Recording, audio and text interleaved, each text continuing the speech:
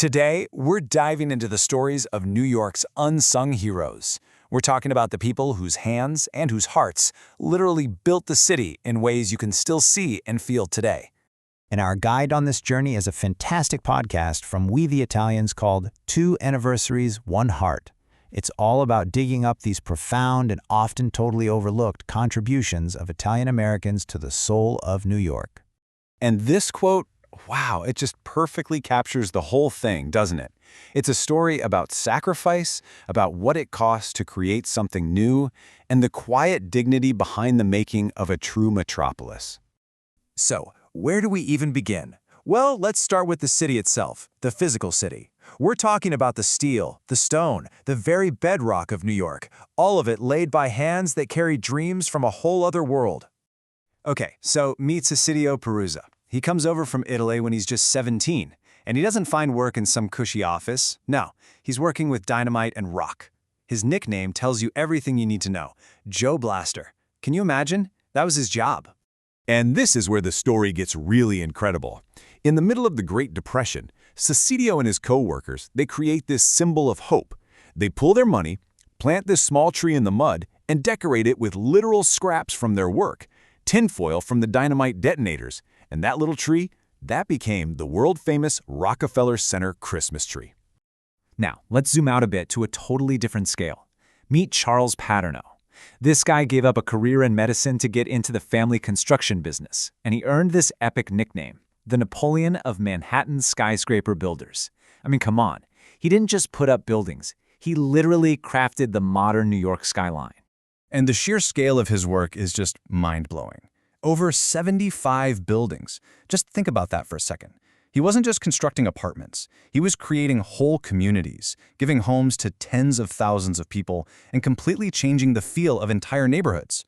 But it wasn't always about one big famous name. Sometimes, the legacy is a collective one, and it's totally anonymous. Take the new Croton Dam. It's this absolutely vital piece of the city's infrastructure, and it was built on the backs of over 2,000 Italian stonemasons whose names are just lost to history. But their work? It's still here. And look at these numbers. They're just staggering. A structure that's 300 feet tall, holding 19 billion gallons of water, and it took 14 years of dangerous, backbreaking labor to finish. This wasn't just a construction project, it was practically a war against nature, and these immigrant workers won it with their skill and sheer endurance. Okay, so they built the city's bones, but what about its conscience? Let's shift gears from building the physical city to shaping its moral and legal foundations. This is all about the fight for justice, integrity, and having a voice. Frank Serpico.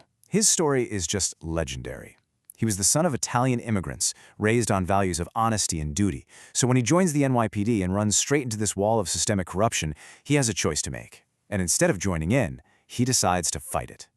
And this really lays out the impossible situation he was in. On one side, you have the pad, this system of bribes that was just business as usual. And on the other side, you have his own integrity. For years, he was ostracized. His life was in danger, all for telling the truth. He was one guy against the entire system. Now let's go from the streets to the halls of power and talk about Geraldine Ferrara. Her story starts in Queens, deeply rooted in that immigrant experience. And it was that powerful connection to family, to her community, and to just plain hard work that fueled her incredible journey into the history books. And what a rise it was. I mean, from a local prosecutor in her home borough to a congresswoman fighting for working families, and then that groundbreaking moment in 1984. She became the first woman ever nominated for vice president on a major party ticket. She didn't just break a glass ceiling, she absolutely shattered it. All right, let's talk about Vito Marcantonio. This was a politician who was way ahead of his time. He was a congressman from East Harlem, and he saw the incredible diversity in his district. Italian, African-American, Puerto Rican. He didn't see that as a problem to be managed. He saw it as a strength. And his platform for that era was nothing short of revolutionary. We're talking about a time of deep segregation, and here he is supporting anti-lynching laws, fighting for workers, and actively building bridges between these communities. He wasn't just representing them. He was fighting to build a truly inclusive, multicultural America. Okay, let's dive into our last section here. We've seen how these heroes built the city's body and its conscience. Now let's talk about how they built its soul, through all the things that create a real sense of community and belonging. This is Carlo Barsotti, and calling him a cultural architect is just the perfect description. He looked around and saw all these Italian immigrants who felt more connected to their tiny home village than to Italy itself. And he made it his mission to forge a new, unified Italian-American identity for them. You see, a lot of people at the time just called him a padrone, which was basically a guy who found jobs for immigrants. But that totally misses the point of what he did. He created a bank so they could build real wealth, and he founded the most influential Italian-language newspaper in the whole country, giving them a voice and a sense of shared pride. He did so much more. And sometimes, a cultural identity is born in the most random, unexpected ways. This is Teresa Bellissimo. She ran a place called the Anchor Bar up in Buffalo. She wasn't trying to change the world. She was just trying to feed some hungry people who showed up late one night. And this is just the beautiful power of making do with what you've got.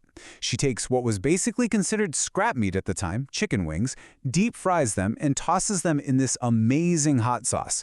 And just like that, a simple fix for a late-night problem becomes one of America's most iconic foods. How cool is that?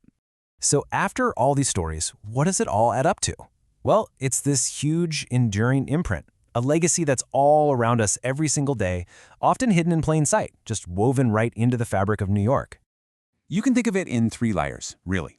First, you've got the physical foundations, the dams and skyscrapers we still use. Then there's the society they shaped, the fight for justice and representation. And finally, the culture they wove, the food, the communities, the very spirit that makes New York. Well, New York. And that really brings us to the final thought here. The stories of these unsung heroes are a powerful reminder that our world is shaped by countless invisible hands and so many quiet acts of courage. So the real question is, what unseen legacies are built into the world right around you?